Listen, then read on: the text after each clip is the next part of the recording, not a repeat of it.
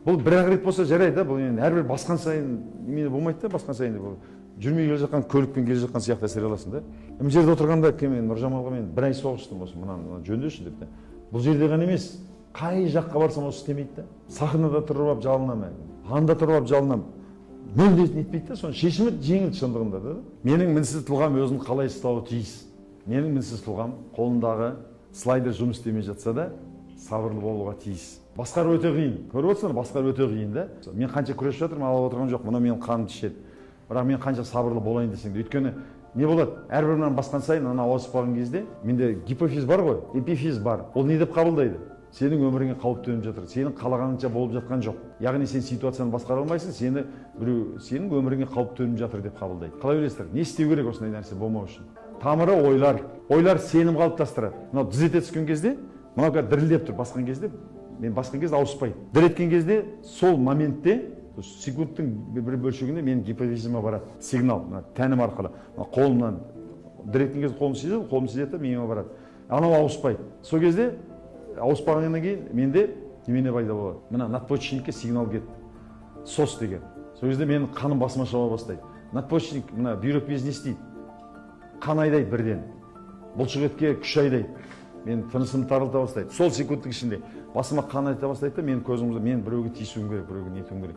Бұл әрекет неге бүйтіп істеймін мен деген сөз. Отырып алып ойлану керек та, неге мен бұл әрекетті істеймін? Менде мынадай сенім бар, терең қарау керек та, сенде мен кез келген нәрсені істеген кезде сол тез істеле қою керек. Бәрі менің бақылауымда болу керек. Сондай сенім қалыптасқан да, мынау істеу керек, неге істемейді? Есік неге ашылмайды? Машина неге забайтылмайды? Енді ол сенімдер қайдан келді? Ол сенім аспаннан келген жоқ қой. Сенімдер ойдан келеді. Қандай ойлар? Неге бұлай болмайды? Неге деген қырсығып тұрады? Неге менің бәрі осылай болу керек деген ойлар. Енді сол ойларды тауып алу керек та, сол ойларға кері ойлар жазу керек. Мынандай мен мысал беріп жазу керек. Бұл техника. Ешбір нәрсе тура сенің қалағаныңдай бола бермейді. Ешбір нәрсе. Қиындықтар сенің болмайтын, ол заңды. Мүмкін емес, өмірде кез келген нәрсе лыпылдап сенің алдында бәрі істеп тұруы. Басқан кезде светіне жанбай қалуы мүмкін, машинаны забайтталмай қалуы мүмкін, камераны қосқанда камераның қосылмай қалуы мүмкін, интернеттің қосылмай қалуы мүмкін. Бәрі бұл заңды, табиғатта бәрі сенің қалауыңша бола бермейді деген. Ол заңды. Енді оны адам өте байсалдылықпен, сабырлықпен қарсы алу керек. Сабырлықпен қарсы алмасаң түбі не болады? Түбі ауруға шалдығасың.